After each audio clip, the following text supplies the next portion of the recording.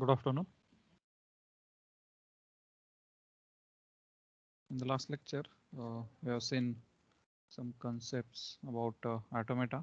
What are the recognizable language? What is recognized language? Then what are the different steps in compiler, like lexical analysis, syntax analysis, semantic analysis. Then generation of intermediate code. What is the code optimization? After optimization, we'll get reduced code or optimized code, and then we generate the final machine level code. That machine level code is in the form of assembly language, and that we execute using the compiler. The first unit, we start with the first unit. Unit 1 is formal language theory and finite automata. Number of hours, expected number of hours allotted are 7 hours. In the 7 hours, you have to finish this first unit. That is what expected. But it may take more time because there is the first unit and you need to understand the concepts thoroughly so that the next unit will get it very easily and we can solve the problems. So to solve the problem, it will take more time as it is the first unit. In the second unit, you can easily solve the problems based on the concepts that we will see in the second unit as well as from the first unit. Now the points are introduction to formal language. What is the language translation logic?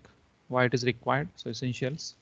Then what are the alphabets and languages? Then finite representation of any language. Finite automata. It is also called as FA. Then informal picture of FA. So how it is represented, how it is drawn, that we will see. That is the informal picture. Then finite state machine FSM. What is the FSM? What are the properties and the language accepted by finite automata?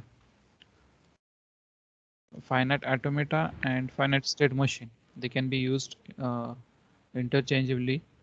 There may be a question that design a finite automata or design a finite state machine. So they are similar to each other. Then definition of regular language. What is regular language? Types of finite automata, deterministic and non-deterministic. So DFA and NFA. Then one more type is there, epsilon NFA. So it is again similar to NFA. So what is the difference in NFA and epsilon NFA, that we will see. And the finite automata with output. So in the first three types, DFA, NFA and epsilon NFA, there is no output. For the machine or automata, whatever we are going to design, it will just accept the input. Whenever it starts accepting input, it moves to some next state. And for each input, there is some transition from current state to next state. Now next state, it may be same state of the machine or it may be some another state of the machine. What is the state? What is the transition? What is the input? That we will see. And it moves from some starting state to end state. There is a starting state for each machine and there may be one or more than one final states. So one final state or more than one final state. So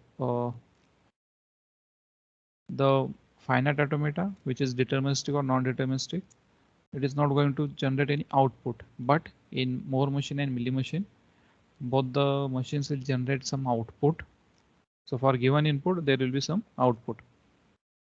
So what is that output finite automata? What is the definition? What are the different models and the conversion from one model to another model? That we will see in the first unit. So it takes more time. That's why I said it may or may not get finished in 7 units because we have to solve the problems. And to solve the problem, we need to have more practice and you need to understand each and every concept.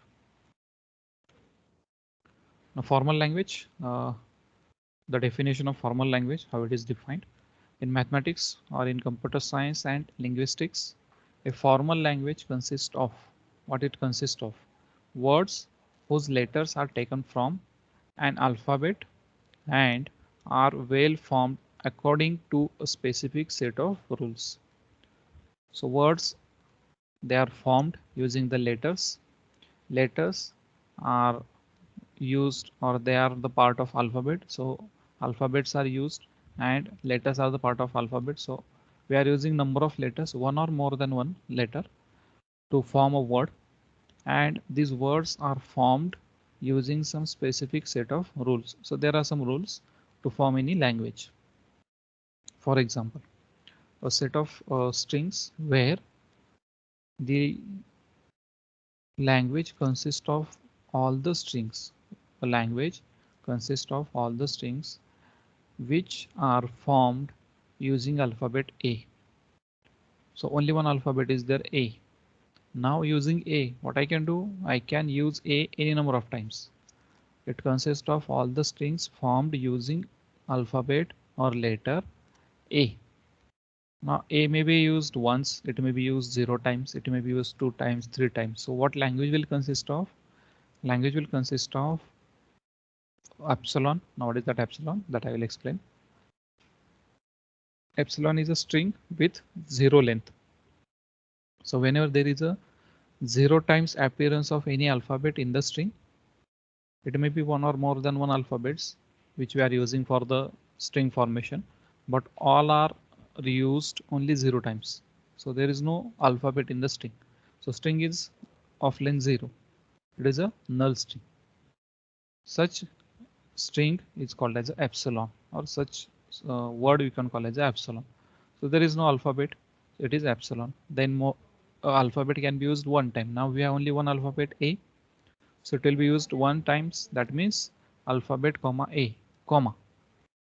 So, A can be used two times. So double A comma.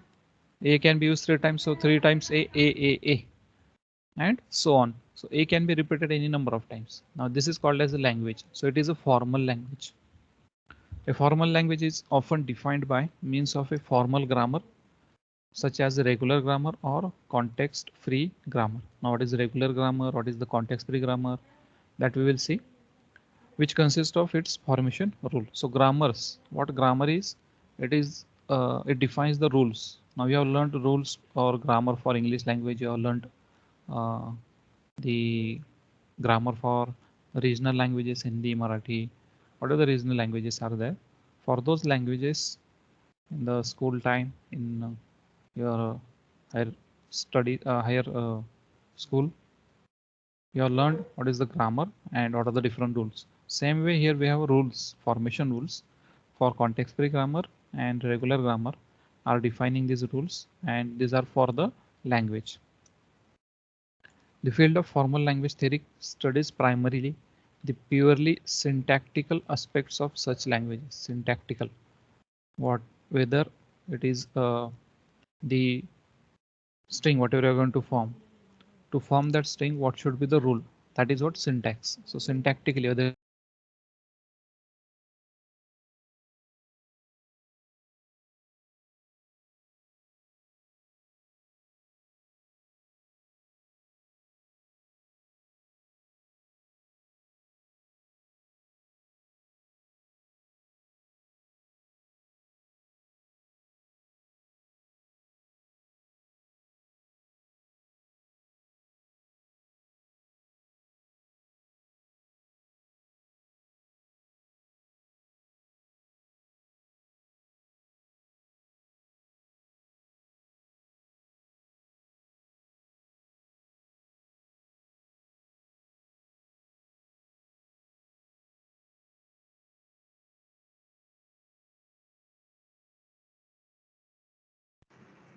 Sir, you are not audible.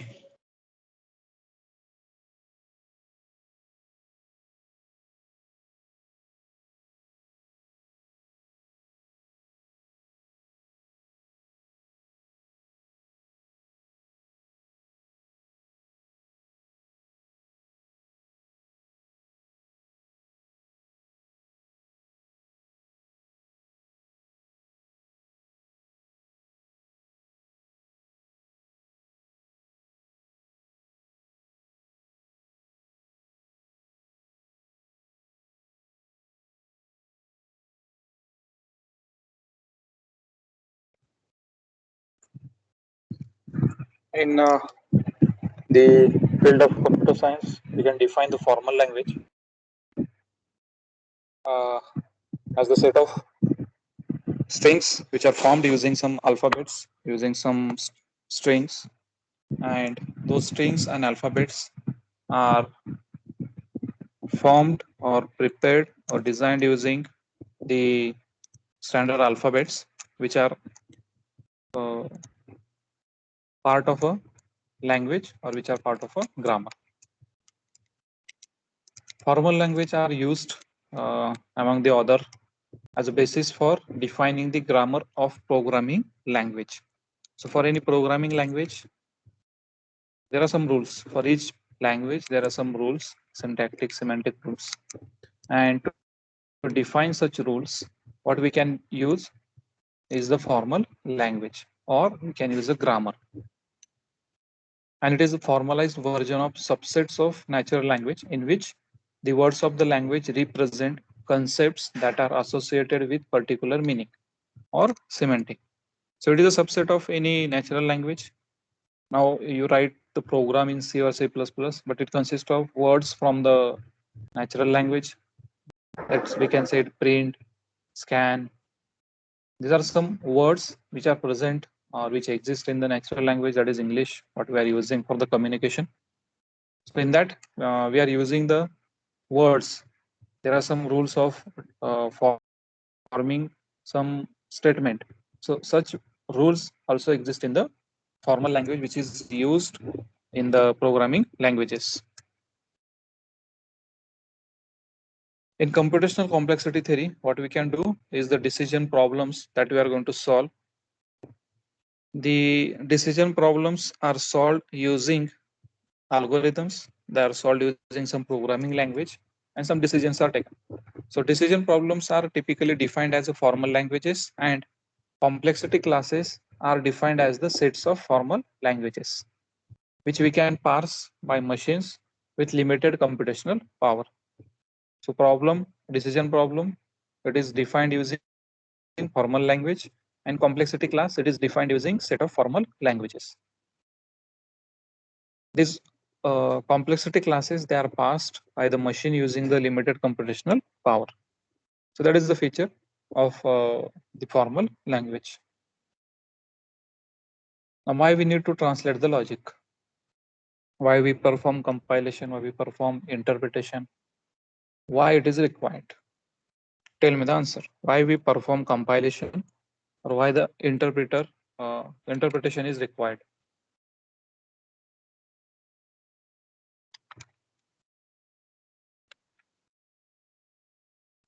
Sir, to translate the formal language into machine language.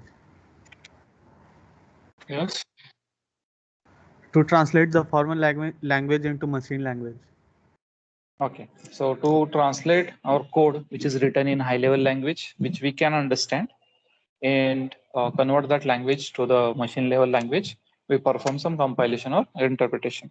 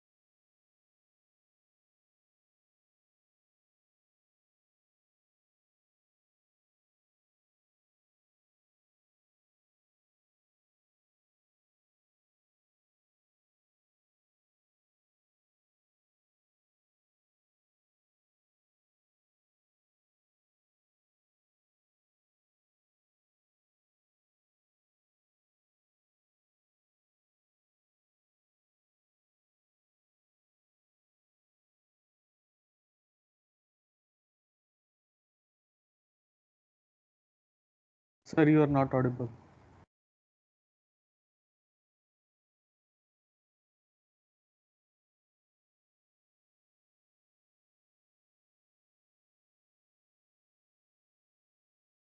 Okay, types of compiler: cross compiler, bootstrap compiler, decompiler, transcompiler, and rewriter. So cross compiler, it is the program compiled on one machine, executable file, where the file which is executable, it can run on machine with different CPU or OS. So it is a cross compiler. Your program is written on one machine, you can execute it on another machine with different configuration. Bootstrap compiler, it is written in the language that it intends to compile. So for the languages to compile the code of the language, any language, it may be C, C++, Java, Python. So for that we are using Bootstrap compiler. Decompiler, it is conversion of low level to high level language. Transcompiler, it is high level language to high level language conversion or translation of your code. So from one language, high level language to another high level language. For that we are using transcompiler. And rewriter, it translates the form of expressions without a change of language. So rewrite the particular expression or statement without changing its meaning, and it may be optimized code.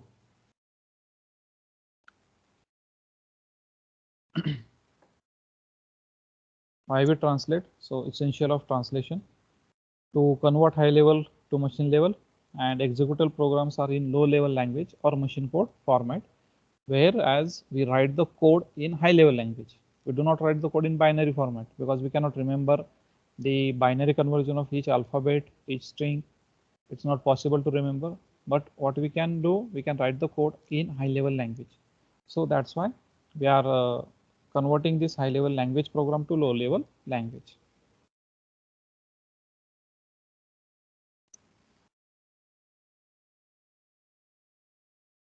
Now the first part, alphabet. What is the alphabet? An alphabet of the particular language, it is the symbol, it may be a letter or tokens that concentrate into concatenate into strings of the language. It consists of symbols, letters, and tokens. Now symbol, what it can be, or letter, A, B, C, D, whatever the alphabets are there.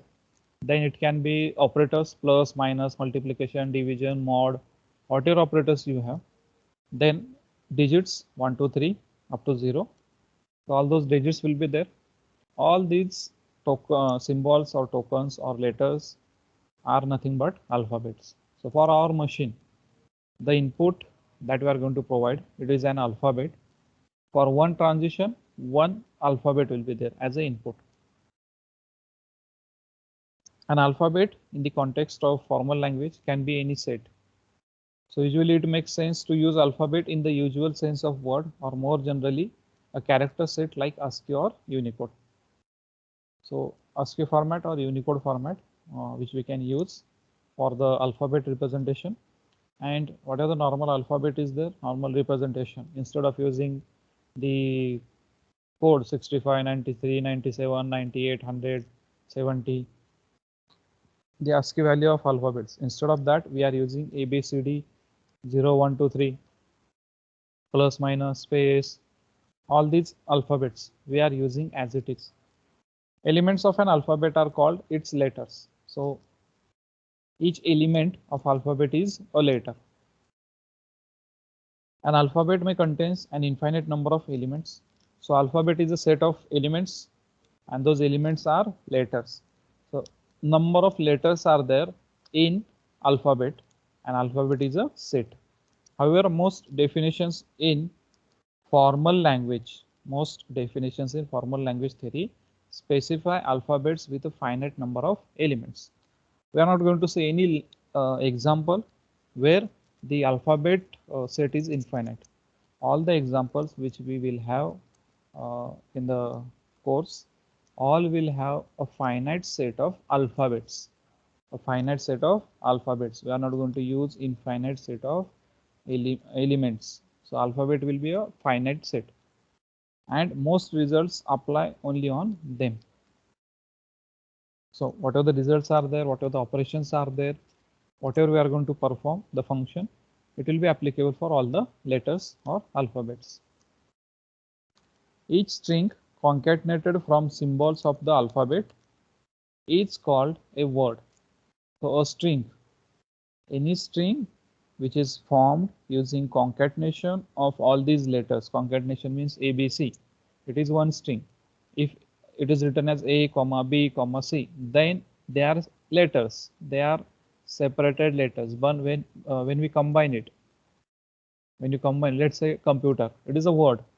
So it is formed using the letters C, O, M, P, U, T, E, R. These are the letters. Individually, they are letters. When we concatenate them, it becomes word. And words that belong to a particular formal language are sometimes called well-formed words or well-formed formulas. So they may be called as words which are formed using the rules of language. So well-formed words or well-formed formulas. So what is alphabet? It is a set, limited set. It consists of letters. Number of letters are limited. It may be an infinite set, but the examples which we are going to see, all those examples will have a limited set number of letters.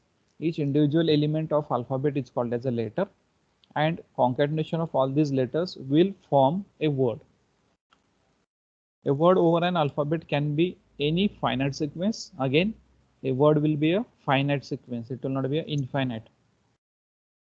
A finite sequence of letters. The set of all words, set of all words. Now it is set of words, not set of letters. Set of letters is alphabet. Now second thing is set of words. By concatenating letters, by concatenating number of letters, we form words, and such number of words are there. So set of all words over an alphabet. Now whatever the symbol is there, it is called as a alphabet. Is the set of all words over alphabet is denoted by alphabet star, or it is called as a Kleene star. Kleene star. Alphabet symbol, remember that symbol, alphabet. So whenever I say alphabet, you have to write this symbol, alphabet and alphabet star, or it is a Kleene star, or it is called as a Kleene closure. So alphabet can be used any number of times. Any alphabet or any letter from the alphabet set can be used any number of times.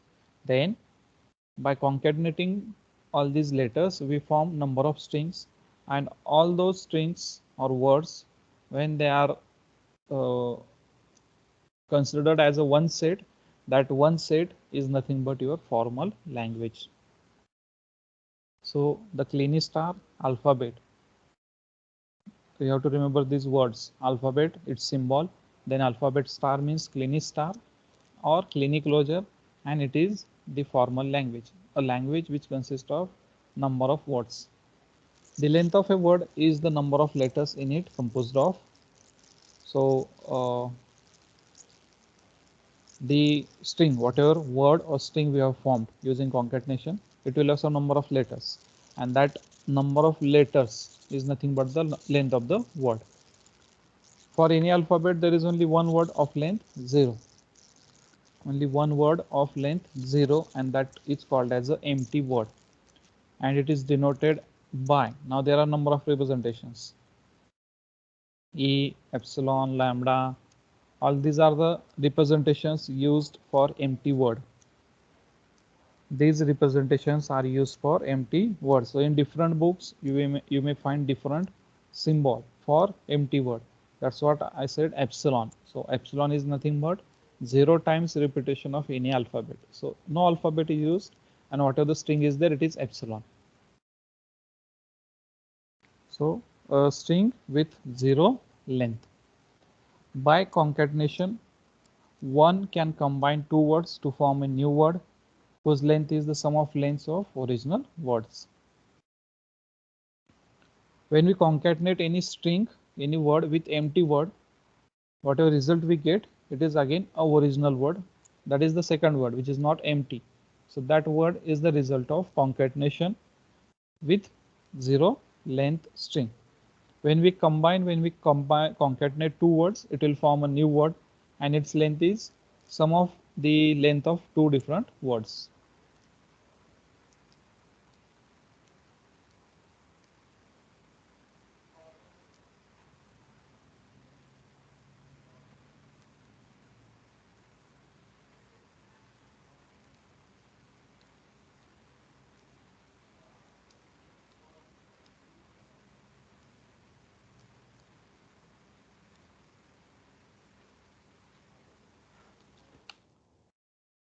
No, the formal language.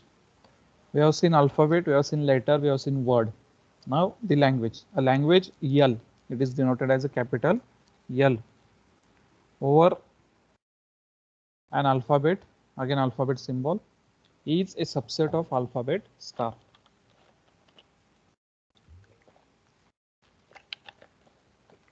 It is subset of clean closure of alphabet. So alphabet star. That is a set of words over alphabet over that alphabet. Sometimes the sets of words are grouped into expressions, whereas rules and constraints may be formulated for the creation of well-formed expression. So we can form an expression which will represent a set of strings. A single expression will represent n number of strings, and that expression is well formed because it defines the rule, and all those strings will satisfy that set of rules, and all those set of rules are represented using single expression. That is what the regular expression, second unit, regular expression. So to understand that, you need to first understand what is finite state machine. Now example is there. Following rules describe a formal language L over alphabet. Now what are the alphabet letters? 0, 1, 2 up to 9. So all the digits 0 to 9. Two symbols are there, two operations, plus and equal to. So assignment and plus. Now what are the rules? There are some rules. Every non-empty string that does not contain plus or equal to,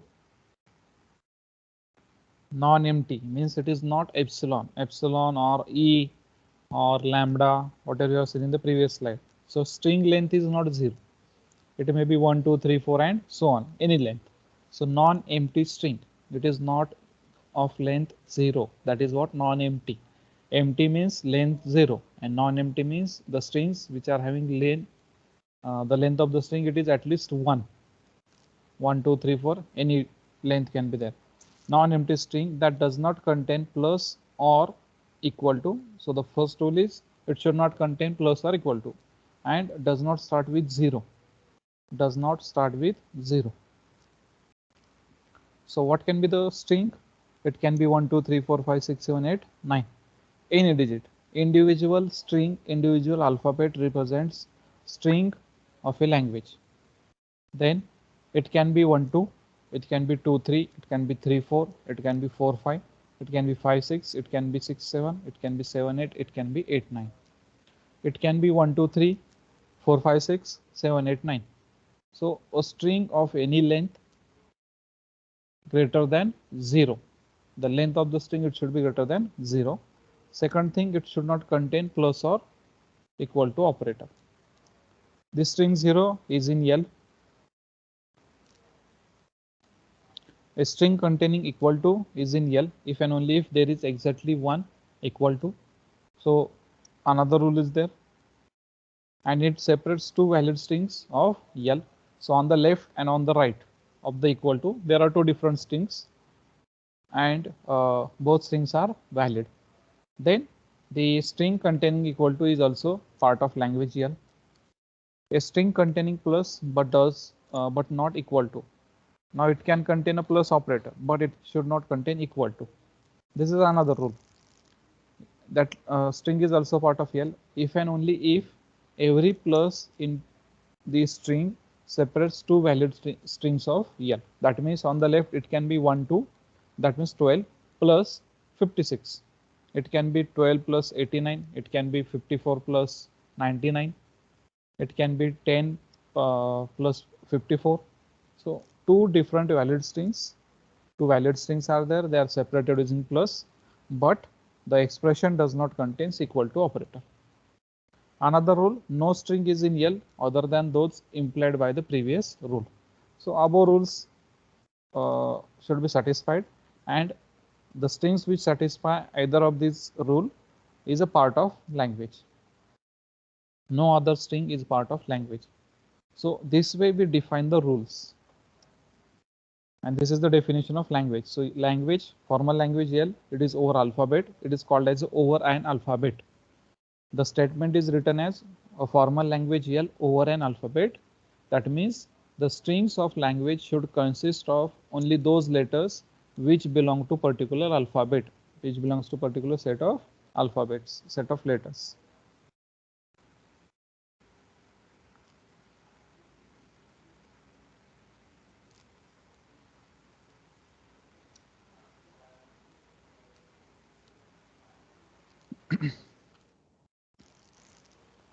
Now there are some representations, finite representations of language.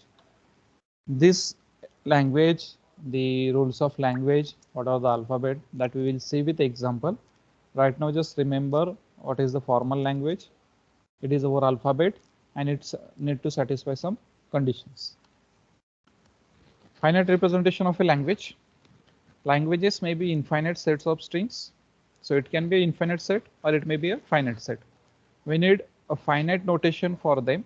So if the language is infinite set, then we cannot write all the strings. We cannot write infinite strings. You can write 2, 4, 10 strings, but you cannot write 1000, 2000, 10,000 strings. So it becomes hectic to write all those strings. So, and it's not possible to write all those strings. So what we can do, we can use finite notations. We use finite representation. So that we have to write just one expression. We have to just write simple statement, and that statement will generate the strings, or all the strings should satisfy the rules of that expression. So all those strings which satisfy the set of rules specified by that finite representation belongs to particular language. So there are four ways to represent that. First one is language generator. The language can be represented as a mathematical sequence, W1, W2, W3. That means you have to write all the strings. If it is a finite set, then you can write it. But if it is infinite, then it's not possible to write. So for finite set of strings, you can use the you can use the set of strings or representation using noting down all the strings individually. So the language is equal to the set W1, W2, W3, and so on. So it is written in bracket. So here you can see it is written in bracket, curly braces. So W1, W2, W3, and so on. Given an integer I, the generator will produce the string Wi. So what is the last string? It may generate 10 strings, it may generate 12 strings, it may generate 15 strings. So that is what I. So Wi is there. W is the string number, W1, W2, and W3, and so on. Second, language acceptor. So this language acceptor, it is where this one is the part which we are going to see in the first unit, finite automata. So it accepts the language. If language is accepted, then the state of the machine, it will be a final state. As I told, there is an initial state, some intermediate states may be there, and there is a final state. Your machine should reach the final state if the string is accepted, and string is accepted if machine reaches the final state from initial state. So language acceptor. The language can be represented as a mathematical predicate, a membership tester. Given a string, this will tell if the string is in the language or not. So if string is provided as an input and machine moves from initial state to final state, then the language, the string, whatever the string we have provided as an input, is belonging to the language, and language consists of that string, and the rules of language are satisfied by that particular string. Third representation, mathematical description. So what I can say, I can use the representation a power n, b power n. It is a power n, b power n, number of a, after that number of b. Now n is there, a power n, b power n. So number of a and number of b will be same. How it will be? Now n is greater than equal to 0. So it can be epsilon. Now epsilon is 0 times. Then it can be AB. A is repeated one time, B is used one time. Then next string, it can be double A, double B. Next string 3 times A, then 3 times B, comma 5 times A, 5 times B, comma 10 times A, 10 times B, comma 11 times A, 11 times B. So any number of times A can be used and same number of times B should be there. Initially number of A, after that number of B will be there, and that count should be same, number of A equal to number of B, and that is the condition which we have written. This is mathematical descriptor. This is called as a mathematical descriptor. This we will see in PDA 4th unit, push down automata and context free grammar.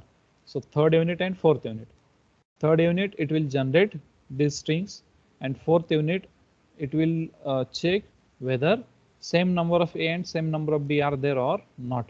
So that is checker. We call it as a string checker or language checker.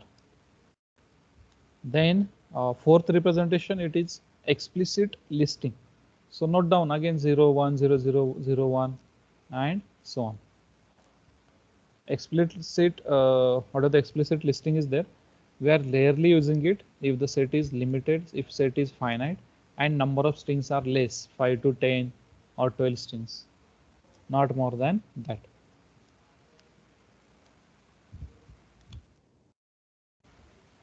Explicit listing, it works only for finite language. As I said, if it is a finite, then only we can write. Mathematical descriptors are very general, but it may be hard to know if the string is in the language or not. What is mathematical descriptor? 3rd one, A power n, B power n. So it's hard to know if the string is in the language or not. Then next 3rd one, language acceptors have a hard time answering some questions such as whether the language is empty or not. So what language acceptor can do? It can check whether language is acceptable or not, and it is checked based on the input string. So whether string is accepted or not. Can I accept that string? If it is accepted, then machine should be in the final state. If machine cannot accept it, that means machine is in some intermediate state, or it may be initial state itself, but it is not in the final state. So that is what language acceptor. It starts from initial state, moves to final state through some intermediate states, and if satisfies the condition, then string is accepted. That is what language acceptor. Again, it is an automata. And 4th one, language generator, it generates the language and it is belonging to grammar, context free grammar. So grammars are the set of production rules, the defined set of production rules using which we can generate strings. Language generators have a hard time testing if a string is in the language. So it takes more time for testing, and that's why it is a hard time testing.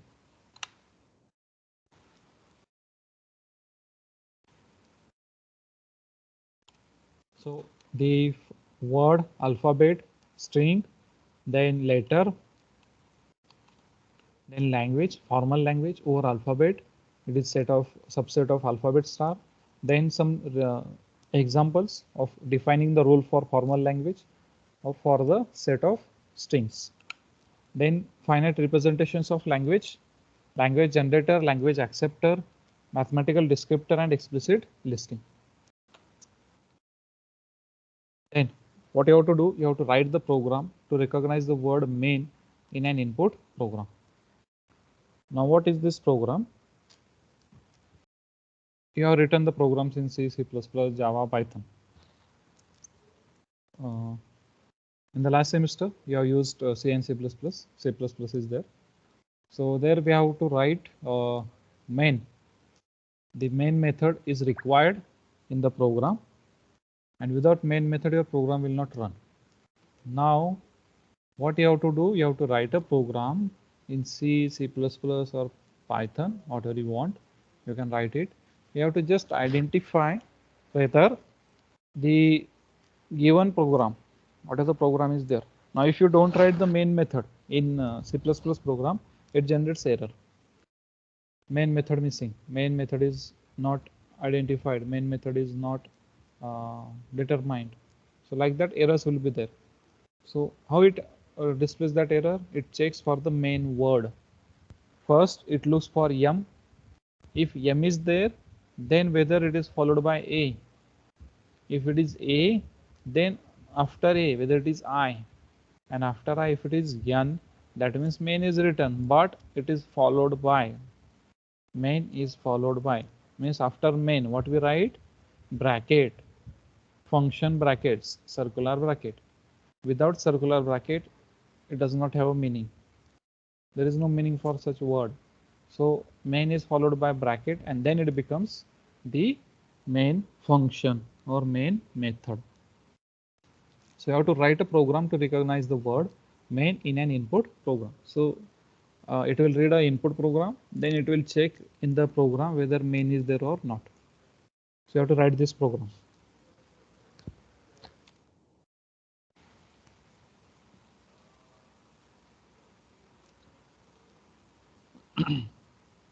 So some steps are written here, the main logic. First you have to read the input, check whether that input is containing m. If it is m, then after that whether it is a, after that whether it is I, and after that whether it is n. So that should be the input. So character by character you have to check after m what character is there, and depending on that whether it is followed by I and followed by n. Then only it consists of main, else it does not consist of main, and it is an error. Now it first looks for the m. When m is recognized, it looks for a. When a is recognized, that means it has already recognized ma. Then it has to check for I. So if mai is recognized, then look for the n. And if it looks, if it recognizes main, then it has to look for opening and closing bracket.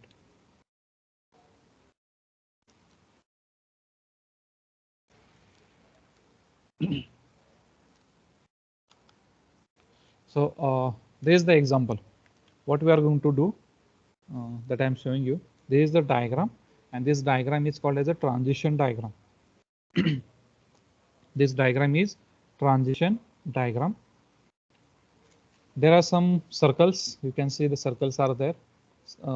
One circle, or it may be a double circle over and digit 0, 1 or 0, 1, 2, 3, 4, 5, right?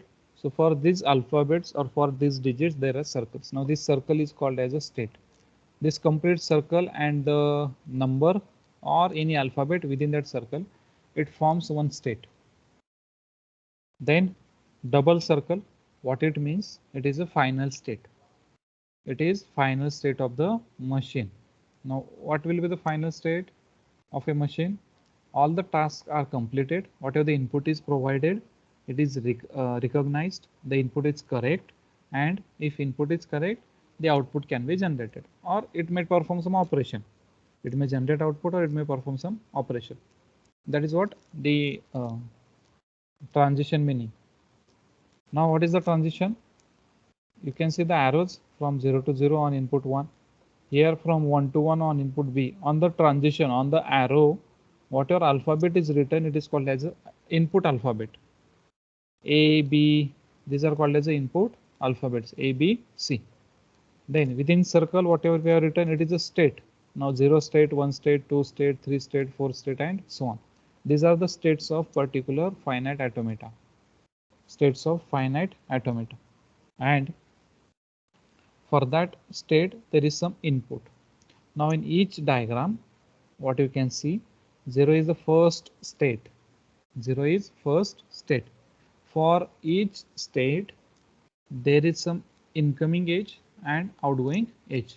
It may have some outgoing edge only, or there is no incoming edge. Sometimes you may find that there is no incoming edge, but there is outgoing edge. In such cases, the state is of no use. The state where there is no incoming edge is of no use, remember. Now, in three diagrams, all these three diagrams, the first state is 0. If you see, the first state is 0, 0, and 0. Before 0, there is no other state. Before 0, there is no other state in all the diagrams. But there is an incoming arrow. Incoming arrow. So, what we call it? The state where the incoming edge is there from no other state. There is no previous state. So no earlier state or no prior state is present before 0. That's why 0 is the initial state. 0 is initial state. So in all three cases, it is called as a initial state, 0, 0 and 0, because there is an incoming edge, incoming arrow, but prior to this arrow, there is no state. So such states are called as a initial state.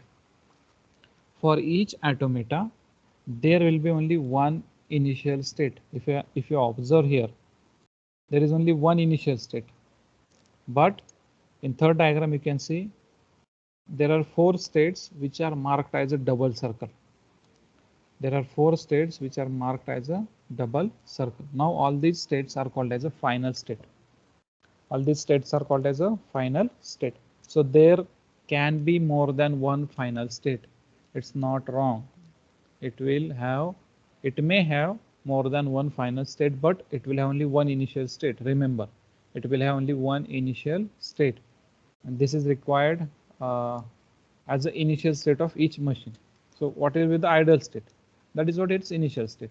After taking some input, it moves to some different states, and after completion of task, it remains at that particular state, the ideal state. So, and another thing, initial state, it can be final state.